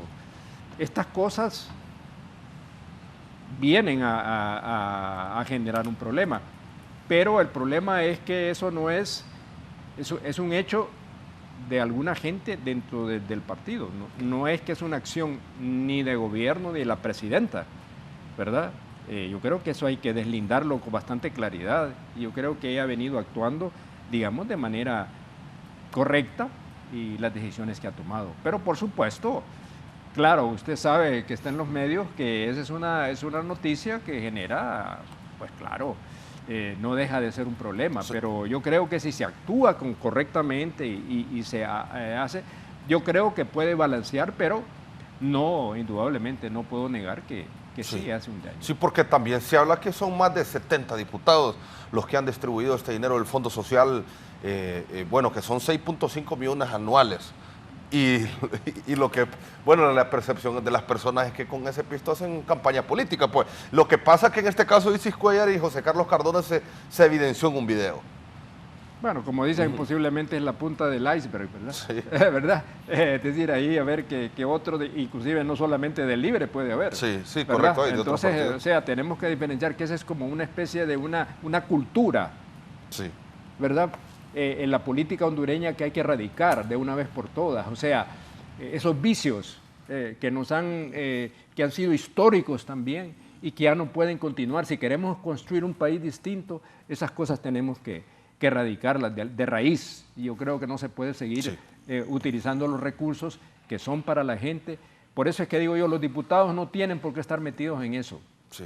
Eso me parece que es una regla general. Y hemos tenido la experiencia del Fondo Departamental que manejaba directamente Juan Orlando con el presidente Mauricio Oliva y se los daban a todos los partidos políticos, igual. Sí. Entonces eso me parece que no es correcto, sí, no se puede permitir. Licenciado Eugenio Sosa, su opinión al respecto sobre este escándalo que se... Sí, mire, Fernando y toda la audiencia aquí, colegas, yo creo que yo quiero retomar lo que la reunión del gabinete ampliado que le llaman del viernes, ¿no? Donde llegó el ministro Cardona a firmar ahí su renuncia y a entregarla y ser aceptada por la presidenta y todas las personas que le acompañamos en el gobierno. Y luego salió esta conferencia a darse a conocer eso. Pero lo más importante de esa conferencia, que tenía como 3 o 4 puntos, es que se haga lo que el segundo punto decía. Y el segundo punto era un llamado, bueno, una orden, porque en este caso pertenece al Ejecutivo y no es un llamado, a la Secretaría de Transparencia. que fue la que dio el primer informe, una orden de que, una orden y un llamado a lo que es el Tribunal Superior de Cuentas y al Ministerio Público, una solicitud, un llamado de la presidenta, para que investigue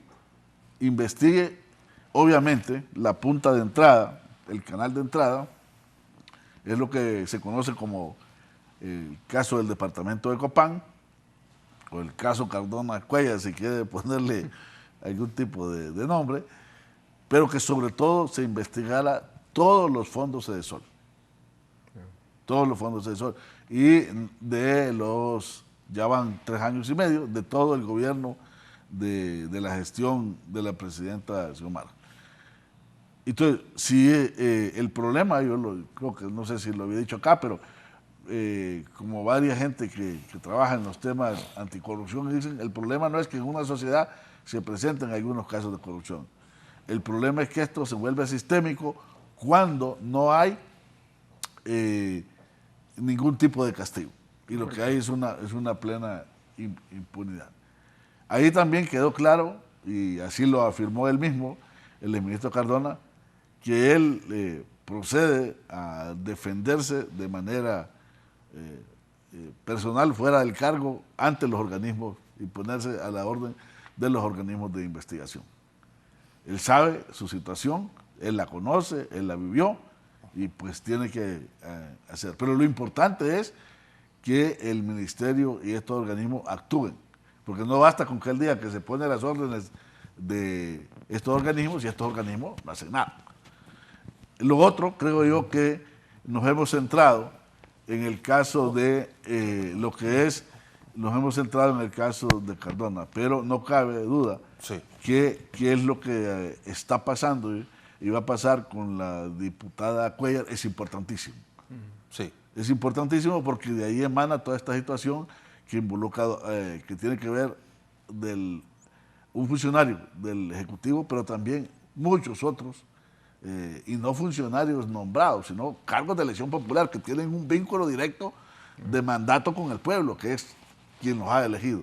Entonces, ahí yo no sé, Efraín o Filadelfo, si realmente esta idea de la protección a los diputados, yo entiendo que los fiscales pueden actuar, que no tienen, que eso ya cambió de alguna manera y que no tienen una coraza de inmunidad, como se llamaba antes. Inmunidad parlamentaria. Que la inmunidad es para otro tipo de casos, pero no por un caso como este. Yo creo que no hay impedimento para que puedan actuar los organismos y que deben actuar en este caso de la diputada Cuellar. Y además decirlo, ir a ver qué es lo que pasó, si hay casos de esa naturaleza en los otros departamentos y sobre todo en el contexto de que hubo elecciones primarias y todo eso.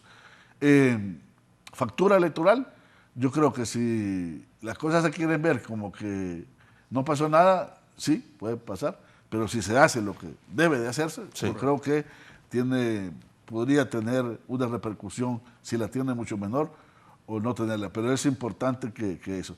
Ahora, esto hay un trasfondo, hay un trasfondo, y es un llamado que el Partido Libertad y Refundación debe asumirlo, pienso yo, y es una cosa muy personal mía. ¿En qué sentido? Que un proceso de cambio requiere 2 grandes cosas. No solo lo que se quiere hacer, romper la estructura de poder, el bipartidismo y la distribución de riqueza, no exoneraciones, no las familias que más han manipulado y manejado el país, sino la forma de hacerlo. Correcto. Entonces no basta qué proponer, sino cómo lo propongo hacer. Y en esto sí se incorpora elementos de cambio de cultura política en la forma de hacer política, y por lo menos yo debo ser responsable en decirlo desde una forma de cómo yo miro las cosas. Sí. Don Efraín Díaz Servillaga, sí, se tiene que despedir en este momento. Gracias. Sí, no, yo quería nada más complementar antes de salirme, gracias por la deferencia. Lo que decía Eugenio me parece es correcto. Yo creo que en este caso el partido tiene que asumir, ¿verdad?, esa posición. Siempre recuerdo eso que José Mujica decía en Uruguay, ¿verdad?, cuando se refería a los partidos de izquierda. O sea, la coherencia, ¿verdad?, la coherencia entre lo que se hace y lo que se dice. Me parece que eso es fundamental. Yo creo que en este caso particular debe actuarse en esa rectitud que debe corresponder a un mensaje muy claro de que estas cosas no deben permitirse en absoluto. Y que el Congreso internamente tiene que actuar. Debo decir que cuando yo estaba en el Congreso, siempre insistí en que era necesaria una comisión de ética interna del Congreso Nacional para poder también llamar a sus diputados, o sea, porque son los primeros que deben de actuar frente a casos como este y otros que se han presentado. Entonces yo creo que la acción debe estar respaldada con hechos, y me alegra escuchar lo que Eugenio nos ha planteado, interioridades del Consejo de Ministros y las acciones tomadas hasta ahora. Ojalá que entonces se puedan hacer los castigos ejemplares, porque creo que ese es el punto también importante para que muchas veces estas cosas no se vuelvan a repetir y que no se mantengan en la impunidad. Sí, vamos a una... Muchas gracias sí. y gracias por compartir con ustedes en esto. Sí, gracias, doctor.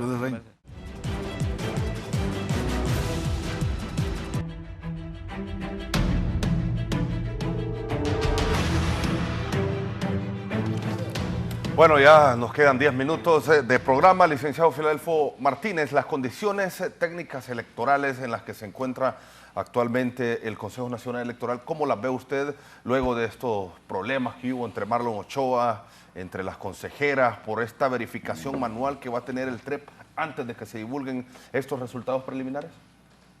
Yo lo he dicho un par de veces, no me sorprende, y creo que es necesario que los consejeros discrepen, que debatan y que todos sepamos de esos debates. Esa es la idea, pues, de un ente colegiado, ¿verdad? Pero es interesante porque a pesar de los debates, hasta la fecha de hoy, se cumple con el cronograma electoral, se logró el presupuesto, es decir, no hay excusas, no hay excusa. La institucionalidad está cumpliendo con su obligación de asegurar que vamos a tener elecciones. Hay elementos que uno se preocupa, ¿verdad? Como esto de que a la par de esa intención, yo siento que la Unidad de Política Limpia, yo siento que el Tribunal de Justicia Partidaria no van al mismo ritmo. Y al final es un todo, es decir, si queremos que el que gane las elecciones sea fruto de un resultado legítimo, todo el sistema debería de funcionar. Entonces, aún hay tiempo para que hagamos los señalamientos del caso. Creo que es un gran reto para la prensa exigir esta transparencia, exigir este compromiso con el cumplimiento del cronograma electoral y de la ley, para que todos podamos sentirnos satisfechos de lo que ocurra en noviembre próximo. Para mí ese es el gran reto, que la institucionalidad funcione. No solo es porque no se sanciona a los responsables del caos logístico de marzo, sino porque no sabemos las lecciones aprendidas. ¿Cómo hacemos para evitar que eso vuelva a ocurrir? Las Fuerzas Armadas, digan lo que digan, se ganaron la desconfianza de todos nosotros. Y están obligados, porque sigue siendo responsabilidad de ellos este tema.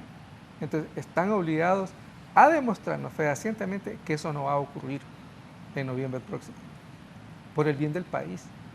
Y porque además le estamos pagando un montón de plata porque lo hagan. O sea, no es de gratis. Entonces, yo creo que va por ahí el tema, y ojalá que... pero de ahí que un candidato diga que va a haber fraude, que todo lo demás, eso es parte de la campaña política y no debería asustarnos. Sí. Licenciado. No, de acuerdo, creo que con algunas cosas que plantea aquí en Filadelfia, ¿no? Lo importante es que, no, yo creo que sí, las Fuerzas Armadas en algún momento han dicho que han aprendido la lección, ¿va? Y quizás deberían y han hecho la promesa reiterada de que van a garantizar su rol en lo que es el 30 de noviembre, ¿no? Y si hay problemas de organización en el Consejo Nacional Electoral y de no tener a tiempo todo lo que son la logística que ellos movilizan, porque hay que decirlo, ellos movilizan toda la parte logística, pero no la hacen, papeletas, etcétera, que se imprimen a última hora. Yo creo que el Consejo Nacional Electoral debe advertirlo, le tiene una responsabilidad también de tener a tiempo todo eso, y las Fuerzas Armadas pues de también ver, preguntar de que eso esté listo y organizarse con toda la experiencia que tienen para poder movilizar todo eso. Creo que ellos saben que son un factor clave de credibilidad y de eficiencia del proceso electoral del 30 de noviembre, ¿no? Lo otro, el fraude, igual yo ahí coincido, es un tema que va a estar ahí. Vamos a estar casi a las puertas de irnos la ciudadanía a votar y se va a estar mencionando ese tema, porque es un tema que se ha colocado como tema de campaña y que de manera, sin tener evidencias y en un contexto totalmente diferente, se lo atribuyen a gestiones desde Venezuela, lo cual yo eso no le miro mayor sentido. Entonces yo creo que lo que el pueblo hay que decirle, que las elecciones van en camino y van a realizarse el 30 de noviembre, y que en ese 30 de noviembre, y ahí yo un poco lo que decía Fernando, no sé si tan así lo han dicho los candidatos, que no van a aceptar resultados si no les favorece. Yo creo que en esa discusión del fraude dicen no vamos a aceptar fraudes, pero que realmente todos deberían estar comprometidos a lo que es el elemento central de un proceso electoral democrático, que es el respeto a la voluntad popular. Creo que ese es el tema más importante. Sí, correcto. Bueno, a ver qué pasa en las elecciones. Ya estamos cerca, el tiempo va de una manera vertiginosa. Hoy estamos último día de junio, entramos a julio y bueno, de ahí para allá creo que son 5 meses nada más. Así es, efectivamente. Entonces los días se acercan y bueno, vamos a... ¿Y qué se espera de estas campañas? Yo creo que la campaña va a tener una tonalidad como ha estado el país. Yo creo que no va a desaparecer la polarización. Ojalá, y aquí un llamado a los medios de comunicación, ojalá los debates que organicen entre personas que representan diferentes opciones o analistas independientes, traten de buscar la manera de contribuir realmente. Porque yo aquí lo voy a decir realmente y sin dar responsabilidad exclusiva a nadie, solo de manera general. Yo creo que en algunos casos existe también una degeneración de los llamados temas de debate. Sí. Usted ha visto acá, en realidad, con Filadelfo no coincidimos quizás en la mayoría de las cosas, pero eso nos lleva a no reconocerlo como un ciudadano con todos sus derechos y a escucharlo. Y escucharlo de verdad, en serio. Pero cuando lo que se convierte es en un show de quién se grita más o se insulta más o se descalifica más, en realidad creo yo que esos programas no contribuyen. Sí. Y yo, por lo menos en lo personal, sí se lo voy a decir aquí públicamente, no me gusta ir a ese tipo de programas. Sí. Y con algún tipo de personajes. ¿Usted se ha sentido tranquilo, don Filadelfo? Claro, sí. Solo, no, y debo confesarlo en esa línea. Me cansa porque exactamente hay muy poco espacio para debatir sobre las cosas que deberíamos debatir. Pero, por ejemplo, cuando a mí me dicen, ¿va a haber o no va a haber fraude? A mí ya me saca de quicio. Porque sí, también las preguntas, ¿no? Sí, entonces yo creo que necesitamos una prensa más acuciosa. Creo que puede contribuir, porque eso es una gran ventaja. En Honduras tenemos una buena prensa, pero hay que elevar un poco, porque yo no quiero caer. ¿Cuál es el riesgo? El riesgo es que Honduras sí es un país violento, hay que negarlo. Y tiene todas las condiciones para que vincules violencia a resultados electorales. Y yo no quiero eso. Yo quiero que el que gane, los otros días perdimos. Y depende de las preguntas, el tipo de, por ejemplo, mire Fernando, si usted convoca a 3 candidatos acá, o a o líderes de campaña. O sea, si usted le pregunta, ¿y quién va a ganar? Pues cada uno, ¿qué partido dice que va a perder? Así es. ¿Ah? Ni siquiera los que eran pequeñitos antes decían. Así es. Entonces, esa cosa, realmente, eso no es una pregunta que realmente va a generar un debate. Ahora, si usted les pregunta ante tal tema, ¿cuál es tu propuesta? Digo esto, o cómo se evalúa esto, o técnicamente, ¿por qué es que se afirma que, cuáles son las evidencias reales de que hay posibilidad de un fraude, ya sea de un lado o del otro, ¿no? O sea, yo creo que eso nos lleva a otro tipo de cosas, pero por el bien del país, yo creo que el compromiso democrático pasa, obviamente, en primer lugar por los partidos políticos, pero tiene que ir más allá de los partidos políticos. Sí. Gracias, licenciado, por habernos acompañado esta mañana. No, gracias a usted por la invitación. Bueno. Y que se mejore el amigo Raúl, que nos dejó hoy aquí esperándolo. Pero pues los dejó, miren, buena compañía, hombre. En excelente compañía. Es más, se puede tomar una semana de vacaciones más todavía. Todavía le queda vino, ¿verdad? Gracias por habernos acompañado también, licenciado Filadelfo Martínez. Y por supuesto, gracias al inmenso auditorio del Foro La Entrevista. Que tengan todos un buen día.